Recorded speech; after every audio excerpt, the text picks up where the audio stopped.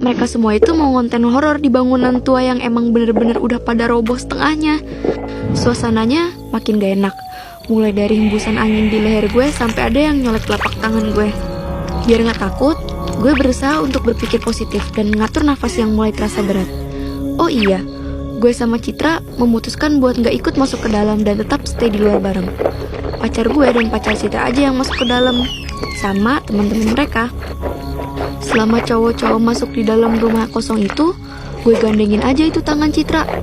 Kita berdua sama-sama nunduk gak berani nengok ke sana dan kemari. Dan tiba-tiba ada suara dubrak dari atap yang ada persis di atas gue. Seketika gue blank, setengah sadar dan kaget. Erga sama yang lain nyamperin gue. Gue masih ingat dia nanya gini sambil megangin pundak gue. Kamu gak kenapa-napa kan? Ada suara apa tadi? Entah kenapa, gue langsung minta pulang saat itu juga. Pulang yuk, takut banget gue di sini. Dan sialnya, di saat bersamaan, anak-anak yang lain pada panik. Ternyata Citra sedari tadi yang ada di sebelah gue tahu-tahu ngilang entah kemana. Akhirnya kita semua cari Citra ke sana dan kemari. Udah sampai hampir jam azan subuh, tetap gak ketemu. Kita semua mutusin buat nyari pas malam besoknya. Selama gue di rumah, gue selalu ngerasa ada yang ngikutin gue. Suasana jadi aneh dan gue sering berhalusinasi yang gak jelas. Sampai tante gue negur, "Ria, kenapa? Ada masalah? Cerita atuh sama tante." Gue langsung geleng-geleng kepala.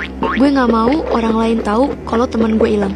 Meskipun gue bingung kalau ortu Citra nyariin, gue harus jawab apa ya? Malam berikutnya, gue sama pacar gue beserta teman yang lain balik lagi ke lokasi.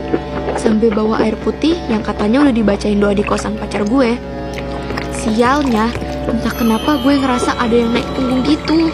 Berat, kayak lagi ngegendong anak kecil 8 tahunan gitu loh. Untungnya Erga nyadar kalau gue kayak kecapean gitu. Dia langsung ngelus-ngelus punggung gue sambil bacain ayat kursi. Setelahnya punggung gue udah ngerasa jauh lebih enteng deh. Jam udah nunjukin pukul 10:07 malam. Tapi tetep aja Citra gak ketemu. Gue nangis jadi-jadinya. Udah hampir 3 hari Citra gak ketemu. Ortunya udah nyariin. Dan suasana jadi makin runyam. Tiap malam mimpi gue selalu sama. Citra teriak-teriak minta tolong. Perasaan gue bener-bener gak karuan tiap bangun tidur. Kepikiran, temen gue ada di mana ya? Kita semua belum berani buat ngelaporin ini ke pihak yang berwajib. Suatu ketika, gue minta tolong ke tante gue buat panggilin kiai yang tinggal di daerah kompleks. Diturutin deh sama tante gue dengan muka yang agak curiga. Soalnya, gue jadi kelihatan aneh semenjak Citra hilang. Dan datanglah kiai itu ke rumah tante gue. Langsung deh gue ceritain semua ke kiai apa yang terjadi. Terus